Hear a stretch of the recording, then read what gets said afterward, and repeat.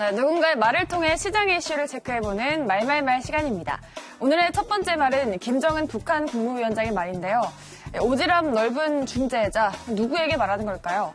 북한이 어제 평안남도 일대에서 동해상으로 발사체 2발을 발사했습니다. 오늘은 북한이 초대형 방사포였다라고 밝혔는데요.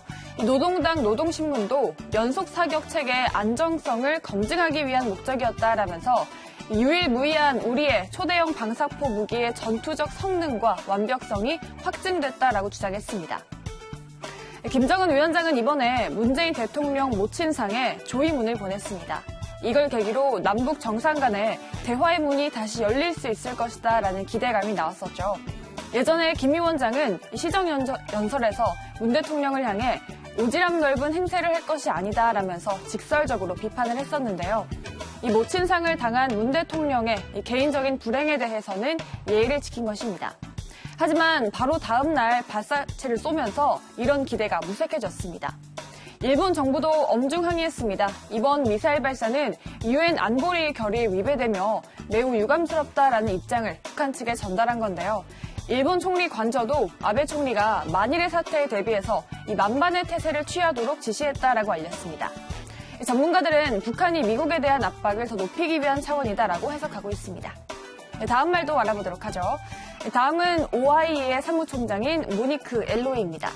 돼지열병이 더 퍼질 것이다 라고 분석했습니다. 아프리카 돼지열병이 아시아 전역으로 확산되고 있죠.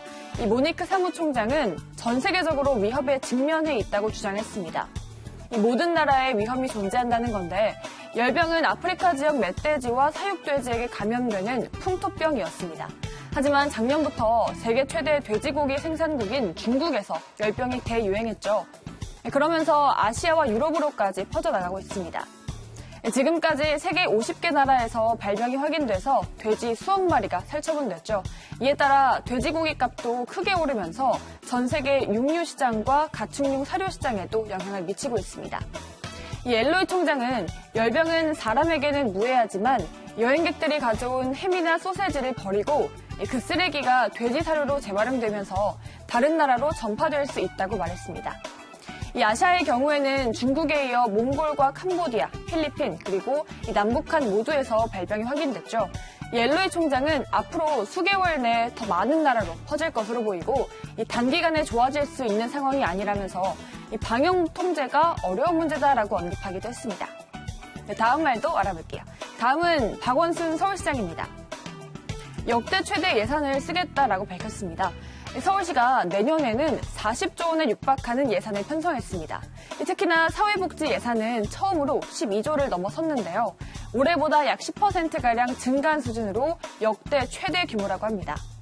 이 박원순 시장은 과감한 확대 재정을 통해서 이 사람 투자를 적기에 실행하겠다라고 설명했습니다. 이 예산안이 구체적으로 어디에 쓰일까요? 바로 신혼부부를 위한 주거 지원을 확대하고 또 청년 지원 그리고 일자리 창출 같은 7대 분야에 집중 투자하기로 했습니다. 우선 사회복지 예산이 올해보다 15.4% 증가해서 처음으로 12조 원을 돌파했고요. 박원순 시장 취임 당시보다 3배가량 늘어난 수준이라고 합니다. 일자리 예산도 역대 최대인 2조 원을 편성해서 일자리 39만 개를 창출하겠다라는 목표입니다. 구체적으로 실현하기 위한 예산도 공개가 됐는데요.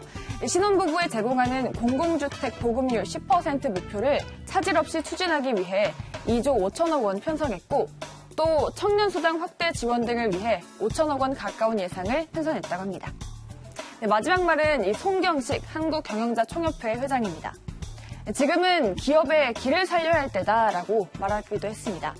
네, 어제 경영자문발전위원회가 있었습니다. 한국 경제 상황에 대한 쓴소리가 이어졌죠.